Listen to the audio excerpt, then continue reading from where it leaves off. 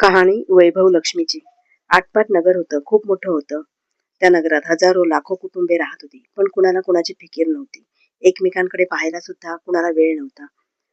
मग एकमेकांच्या सुखदुःखात सहभागी होण्याची तर गोष्ट दूरच राहिली. जो तो आपल्या कामात तल्लीन होता. भजन पूजनात तर कुणालाच रस नव्हता. उलट नगर मोठं त्यामुळे त्यात बऱ्या वाईट गोष्टीच जास्त होत्या. दारू, सट्टा, रेस, जुगार, मटका अशा अनेक वाईट गोष्टी आणि व्यसने अनेकांचे संसार उद्ध्वस्त करीत होत्या. तरी पण ज्याप्रमाणे भयान अंधकारात सुद्धा एखादी मिणमिणती पणती आपल्याच्यानं होईल तितका प्रकाश देण्याचा प्रयत्न करीत असते, त्याप्रमाणे त्या नगरीत सुशीलाबाईंचा संसार चालला होता. नावाप्रमाणेच त्या सुशील आणि सात्विक होत्या. भजन पूजन आणि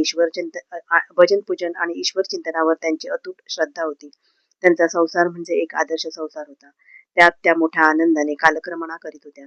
पण नियतीच्या मनात काही वेगळेच होते. कर्माची गती काही निराळीच असते. कर्माची गती काही निराळीच गहन असते. सुंदर तऱ्हेने चाललेला सुशीलाबाईंचा संसार हळूहळू बंद पडत गेला.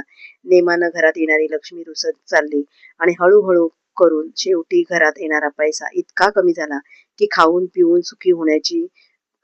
सुखी राहण्याची तर गोष्टच नाही, पण कणकण अन्नासाठी जीवाचा आटापिटा करायची वेळ आली. पण असं का घडलं? नगरातील अनिष्ट गोष्टींनी सुशीलाबाईंच्या भोळ्या भाबड्या पतीलाही सोडले नाही. गोविंदराव एका रात्रीत लक्षाधीश होण्याची स्वप्न पाहू लागले आणि रेसच्या नादी लागून भिक्षाधीश झाले. ते दुःख विसरण्यासाठी मग दारूचंही व्यसन लागलं. मग काय, गोविंदरावांचा सर्व पगारच रेसच्या मैदानावर आणि दारू पिण्यात अदृश्य होऊ लागला. अर्थातच जिथे आजपर्यंत आनंदाचं साम्राज्य होतं, तिथे आता शिवीगाळ, भांडणं आणि दारिद्र्याचे दशावतार सुरू झाले होते. सुशीलाबाई बिचाऱ्या हबकूनच गेल्या. अशा परिस्थितीत एकांतात बसून रडण्याशिवाय त्या तरी काय करणार? मात्र अशा विचित्र संकटातही त्यांनी ईशचिंतन सोडलं नाही.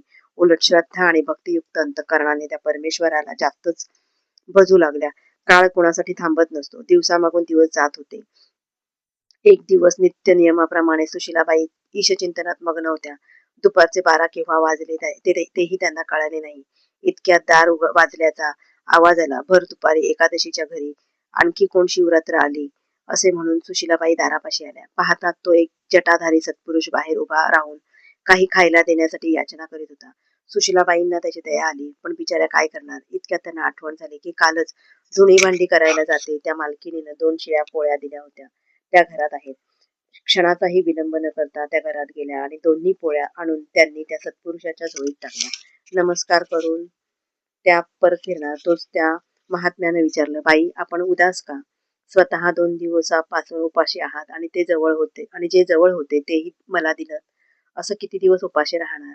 आता सुशिलेची खात्री पटली की हा नुसता सत्पुरुष नाही तर संत महात्मा असावा. तेव्हा तिनं दुःखी अंतःकरणानं आपली कहाणी ऐकवली आणि त्याच्या पाया पडून तिनं काही उपाय सुचविण्याविषयी विनंती केली. त्यावर तो महात्मा म्हणाला, बेटी, संसारात आधी व्याधी उपाधी येतच असतात, पण मोठ्या हिमतीनं त्यांचा सामना करायला हवा. त्यासाठी मी तुला एक अगदी साधं आणि सोपं व्रत सांगतो. व्रत लहान असलं तरी त्याचं फळ महान आहे. दर शुक्रवारी संध्याकाळी दिवे लागणीच्या वेळेला 1-2 खऱ्या सोन्याच्या दागिन्यांनी हळदी कुंकू आणि लाल फुलाने पूजा करावी. त्या दिवशी संध्याकाळच्या स्वयंपाकात घरात एखादा गोड पदार्थ करून त्या सर्वांचा नैवेद्य त्या अलंकार स्वरूपी लक्ष्मीला दाखवावा. मग धूप दीप करून आरती झाल्यावर घरातील सर्वांना त्या नैवेद्याचा प्रसाद द्यावा. मग दागिने थोड्या वेळाने जाग्यावर ठेवावे. बस, झालं व्रत.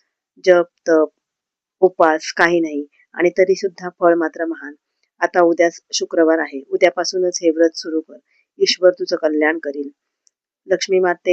वैभव लक्ष्मीला तुझा संसार वैभव लक्ष्मी माता पुन्हा तुझा संसार सुखाचा करील.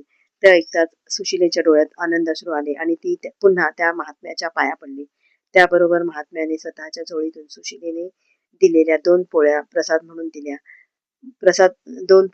त्याबरोबर महात्म्याने स्वतःच्या झोळीतून सुशिलेनं दिलेल्या 2 पोळ्या प्रसाद म्हणून तिला परत दिल्या व तो गेला.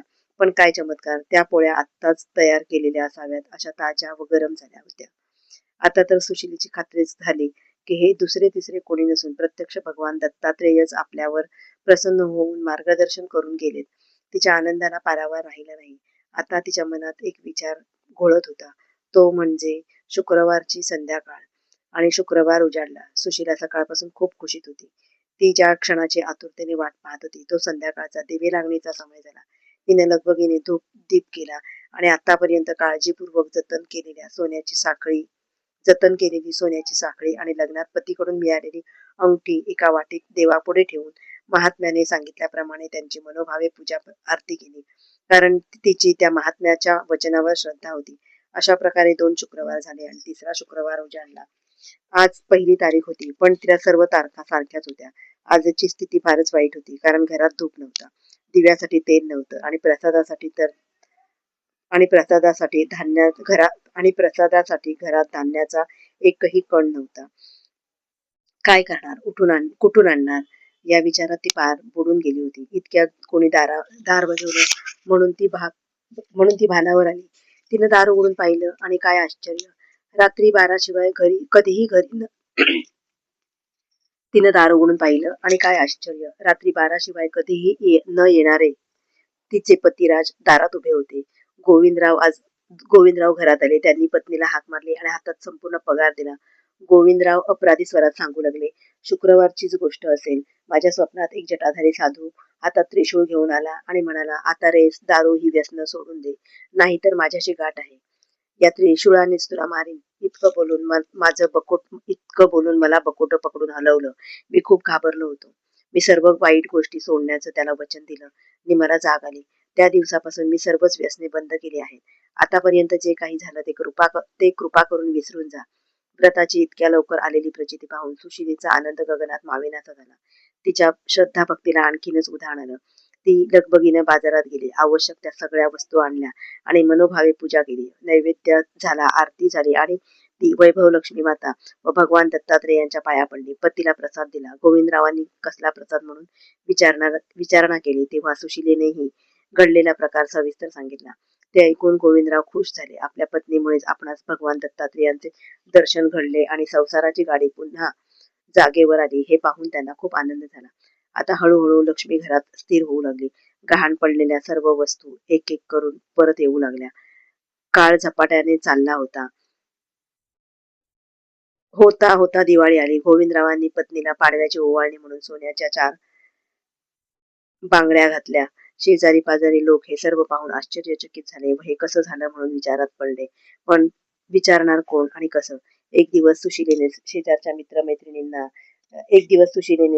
शेजारच्या मैत्रिणींना या व्रताची गोष्ट सांगितली. त्यातील खास खास अशा 7 मैत्रिणींनी हे व्रत चालू केलं.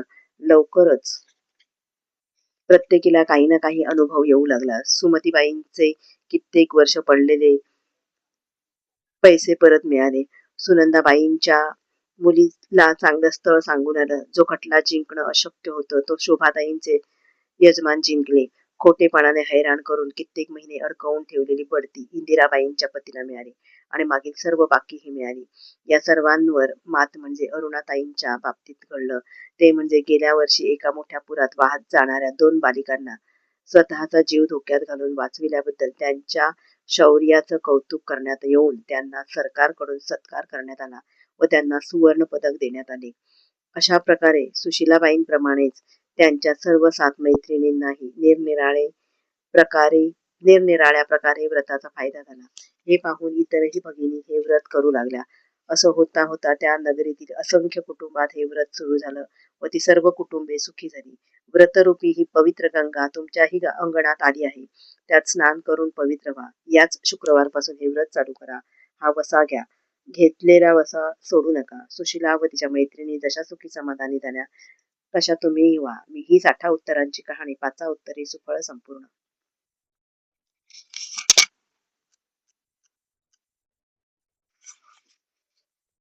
आरती श्री महालक्ष्मीची. जय देवी जय महालक्ष्मी. वससी व्यापक रूपे तू स्थूल सूक्ष्मी. जय देवी करवीर पुरवासिनी सुरवर मुनिमाता. पुरहर वरदायिनी मुरहर प्रियकांता. कमलाकारे जठरी जन्मविला धाता. सहस्रवदनी भूधर न पुरे गुणगाता. जय देवी जय महालक्ष्मी. वससी व्यापक रूपे तू स्थूल सूक्ष्मी. जय देवी मातुलिंग गदा खेटकर विकिरणी. झळके हाटक वाटी पियुष रस पाणी. माणिक रसना सुरंग वसना मृगनयनी. शशिधर वदना राजस मदनाची जननी. जय देवी जय महालक्ष्मी. वससी व्यापक रूपे तो स्थूल सूक्ष्मी. जय देवी तारा शक्ती अगम्या शिवभजका गौरी. सांख्या म्हणती प्रकृती निर्गुण निर्धारी. गायत्री निज बीजा निगमागम सारी. प्रगटे पद्मावती निज धर्माचारी. जय देवी जय महालक्ष्मी. वससी व्यापक रूपे तू स्थूल सूक्ष्मी. जय देवी अमृत भरिते सरिते अघधुरिते चारी. मारी दुर्घट असुरा भवदुस्तर तारी. वारी माया पटल प्रणमत परिवारी. हे रूप चिद्रूप तद्रूप दावी निर्धारी. जय देवी जय महालक्ष्मी. वससी व्यापक रूपे तू स्थूल सूक्ष्मी. जय देवी चतुरानने कुश्चित कर्माच्या ओळी. लिहिल्या असतील माते माझे निज भाळी. पुसोनी चरणांतळी पदसुमने क्षाळी. मुक्तेश्वर नागर क्षीरसागर बाळी. जय देवी जय महालक्ष्मी. वससी व्यापक रूपे तू स्थूल सूक्ष्मी. जय देवी श्री महालक्ष्म्यष्टकम्. श्री गणेशाय नमः. श्री इंद्र उवाच नमस्तेस्तु महामाये श्रीपीठे सुरपूजिते. शंखचक्र गदाहस्ते महालक्ष्मी नमोस्तुते. नमस्ते गरुडारूढे कोलासुरभयंकरी. सर्व पापहरे देवी महालक्ष्मी नमोस्तुते. सर्वज्ञे सर्ववर्धे सर्वदुष्टभयंकरी. सर्व दुःखहरे देवी महालक्ष्मी नमोस्तुते. सिद्धी बुद्धी प्रदे देवी भुक्ती मुक्ती प्रदायिनी. मंत्रमूर्ते सदा देवी महालक्ष्मी नमोस्तुते. आद्यंतरहिते देवी आद्यशक्ती महेश्वरी. योगजे योग संभुते महालक्ष्मी नमोस्तुते. स्थूल सूक्ष्म महारौद्रे महाशक्ती महोदरे. महापापहरे देवी महालक्ष्मी नमोस्तुते. पद्मासनस्थिते देवी परब्रह्मस्वरूपिणी. परमेशी जगन्मातर महालक्ष्मी नमोस्तुते. श्वेतांबरधरे देवी नानालंकार भूषिते. जगत स्थिते जगन्मातर महालक्ष्मी नमोस्तुते. महालक्ष्म्यष्टकं स्तोत्रं यः पठेत् भक्तिमान् नरः सर्वसिद्धिं वाप्नोति राज्यं प्राप्नोति सर्वदा. एककाले पठेन्नित्यं महापापविनाशनं. द्विकालं यः पठेन्नित्यं धनधान्यसमन्वितः. त्रिकालं यः पठेन्नित्यं महाशत्रुविनाशनं. महालक्ष्मीर्भवेन्नित्यं प्रसन्ना वरदा शुभा. इतीन्द्रकृत श्री महालक्ष्म्यष्टकस्तवः संपूर्णः.